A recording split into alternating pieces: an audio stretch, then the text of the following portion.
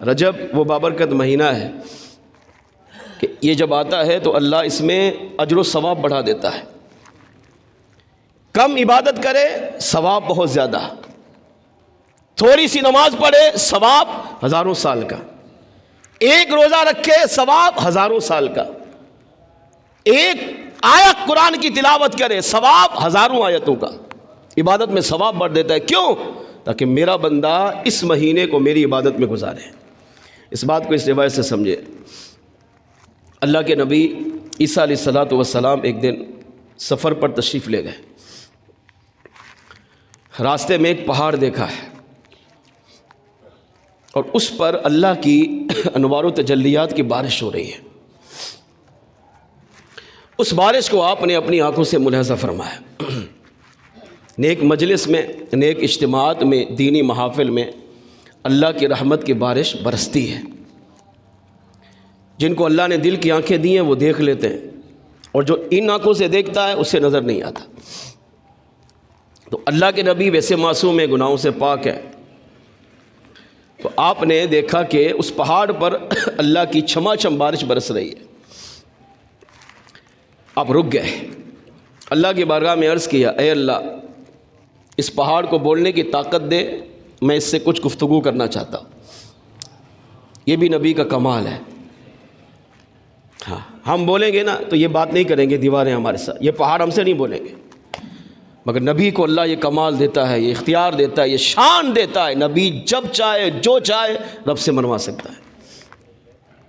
یہ بھی دیکھنے کے لیے کہ تاکہ میرے بندوں کو پتہ چلے کہ سب سے بڑا مقام و مرتبہ اللہ کے ہاں انبیاء کرام علیہ السلام کا ہوتا ہے. کس کی بات کر رہا ہوں؟ عیسیٰ علیہ السلام کی. اور ہمارے آقا کی شان وہ وراء الورا ہے. اللہ نے پہاڑ کو بولنے کی طاقت دی. پہاڑ نے اللہ کے نبی عیسیٰ علیہ السلام کو سلام کیا. آپ نے سلام کا جواب دیا. اس سے بھی عقیدہ ملا، دنیا کی ہر چیز جانتی ہے کہ یہ اللہ کے نبی ہے. عیسیٰ علیہ السلام کو کائنات کی ہر چیز جانتی ہے، تو کیا ہمارے آقا کو نہیں جانتی؟ زمین کا ذرہ ذرہ یہ جانتا ہے کہ حضور آخری نبی ہے. اللہ کے لاڈلے محبوب یہی ہیں، خاتم الانبیاء والرسول یہی ہے. اللہ کے ہاں سب سے بڑا مقام و مرتبہ رکھنے والی ہستی یہی حضور کی ذات ہے. آپ نے سلام کا جواب دیا.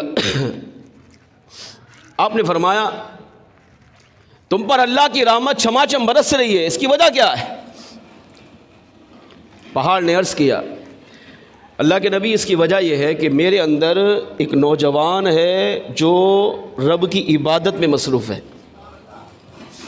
عقل نہیں مانتی، عقل کے اندھے سے پوچھو تو وہ بھی نہیں مانے گا. پہاڑ میں انسان وہ بھی زندہ، جبکہ پہاڑ میں کوئی سوراخ نہیں ہے، کوئی غار نہیں ہے، پہاڑ میں کوئی گھر نہیں بنا ہوا، پہاڑ بالکل ملا ہوا ہے، مگر اس میں ایک بندہ ہے جو رب کی عبادت کر رہا ہے. اور کون بیان کر رہا ہے؟ پہاڑ خود کہہ رہا ہے مجھ پر رب کی رحمت برس رہی ہے. اس میں کوئی میرا کمال نہیں، اس میں اس بندے کا کمال ہے جو میرے اندر ہے، اور اس کا مقصد صرف رب کی عبادت کرنا ہے. عیسیٰ علیہ السلام کی حیرت میں اور اضافہ ہوا. پھر اللہ کے بارگاہ، نبی دینا، پھر اللہ کے بارگاہ میں دعا مانگی، اے اللہ اس پہاڑ کو پھٹنے کی طاقت دے اور اس نوجوان کو مجھ پر ظاہر کر.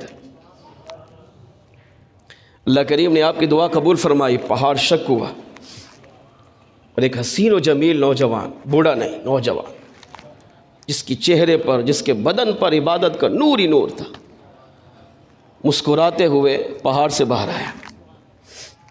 آ کر عیسیٰ علیہ السلام کو سلام کیا. آپ نے اسے سلام کا جواب دیا. اس نے کہا کون ہو؟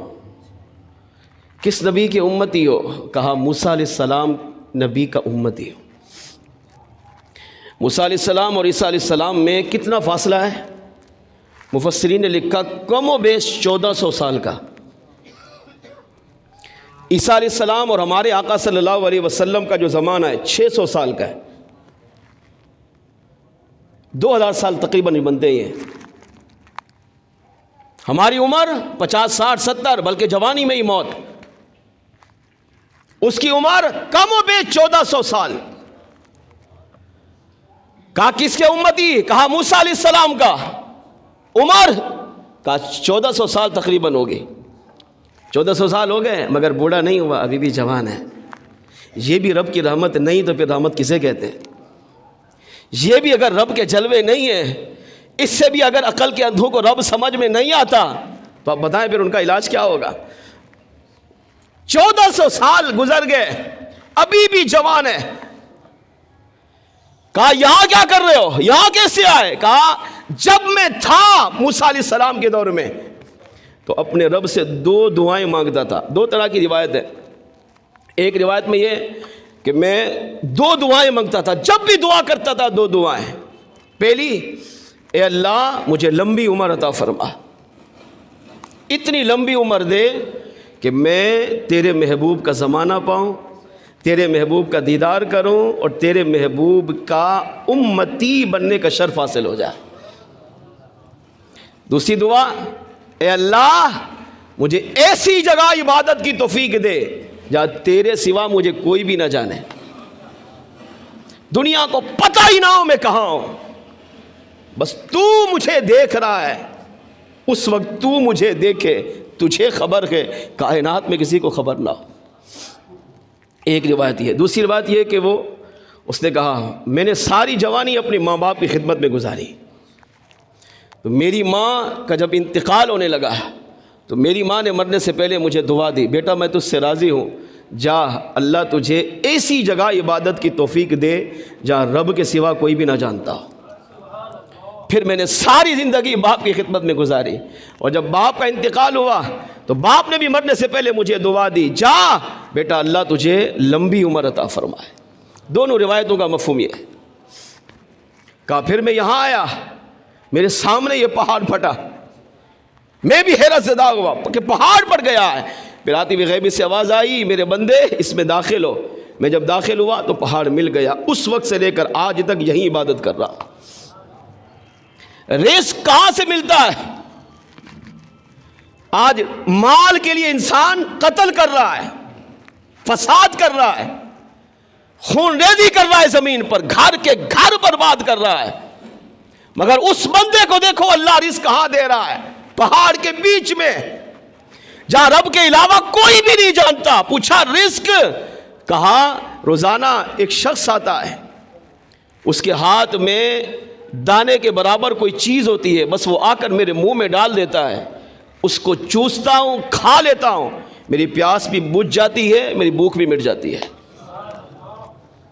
اور کتنی وہ خوبصورت چیز ہے، ذائقے کتنے ہیں اللہ کے نبی بتا نہیں سکتا، ہر روز نیا ذائقہ ہوتا ہے۔ دنیا میں نے ایسی چیز استعمال نہیں کی۔ کون دے رہا ہے رزق؟ اللہ۔ کہاں دے رہا ہے؟ جہاں انسان کی سوچ بھی نہیں جا رہی۔ کب دے گا؟ جب رب کی عبادت کریں گے، جب رب کی بندگی کریں گے۔ المختصر، عیسیٰ علیہ السلام نے دعاؤں سے نوازا۔ کہا کیا چاہتے ہو؟ کہا دوبارہ جانا چاہتا ہوں، میں چاہتا ہوں کہ اسی طرح رب کی عبادت کرتا رہوں۔ کیوں؟ تاکہ حضور کا زمانہ پاؤں، حضور کے زمانے تک زندہ رہوں۔ سابقہ انبیاء کے امتی ہمارے نبی سے کتنی محبت کر رہے ہیں، اور ہم اپنے نبی سے کتنی محبت کرتے ہیں، ہر ایک اپنا جائزہ لے۔ 1400 سال گزار چکا، کس کے لیے؟ حضور کو ایک جھلک دیکھنے کے لیے، حضور کا امتی بننے کے لیے، حضور کا دیدار کرنے کے لیے، حضور کی غلامی کا شرف حاصل کرنے کے لیے۔ جبکہ ہم بغیر مانگے، ہمیں اللہ نے انسان بھی بنایا، مسلمان بھی بنایا، حضور کی امت میں پیدا بھی کیا، اور اگر انسان اپنے آپ کو حقیقی معنوں میں رب کا بندہ بنا لے اور مصطفیٰ جان رحمت کی محبت میں کامل ہو جائے تو انسان کو اللہ حضور کا دیدار بھی عطا فرما دیتا ہے۔ صحابہ نے کیا اور آج تک عاشقان رسول کر رہے گے، قیامت تک کرتے رہیں گے۔ لمبی عمر بھی ملی، کہاں؟ حضور کے زمانے تک زندہ رہو اور اپنے محبوب کا جلوہ بھی دے اور حضور کی امتی بننے کا شرف بھی عطا فرما۔ عیسیٰ علیہ السلام نے فرمایا چلے جاؤ۔ اندر گیا، پہاڑ دوبارہ ملا، آپ تشریف لے گئے۔ اب آپ نے وہاں تعجب کیا، اللہ کی بارگاہ میں عرض کیا، اے اللہ میرے نزدیک اس سے بڑھ کر کائنات میں تیرے ہاں کوئی مقرب نہیں ہوگا۔ اس وقت روح زمین پر یہ بندہ 1400 سال سے نورانی پہاڑ میں رہ کر تیری عبادت کر رہا ہے، غیب سے رزق بھی عطا کر رہا ہے، اس کو جوانی بھی دی، لمبی عمر بھی دی، حضور کے زمانے تک اس کو زندہ بھی رکھا، جس کا لمحہ لمحہ گناہوں سے پاک گزر کر تیری عبادت میں گزر رہا ہے۔ اے اللہ میرے نزدیک اس وقت روئے زمین میں اس سے بڑھ کر تیرے ہاں کوئی مقرب نہیں ہوگا۔ اللہ کریم کی طرف سے فوراً جواب آیا، فرمایا پیارے عیسیٰ اس سے بڑھ کر بھی عبادت گزار ہیں۔ آپ کی حیرت میں اور اضافہ ہوا، فوراً عرض کیا مولا کیا اس سے بڑھ کر بھی عبادت گزار؟ فرمایا ہاں۔ عرض کیا مولا وہ کون ہوں گے؟ ارشاد فرمایا پیارے عیسیٰ ان قریب میرے محبوب کی امت آئے گی۔ سنیں اپنا تذکرہ اور اپنے رب کی محبت کو دل میں بسا کر عبادت کی طرف آئے۔ ہم پیدا نہیں ہوئے مگر ہمارا تذکرہ وہاں ہو رہا ہے۔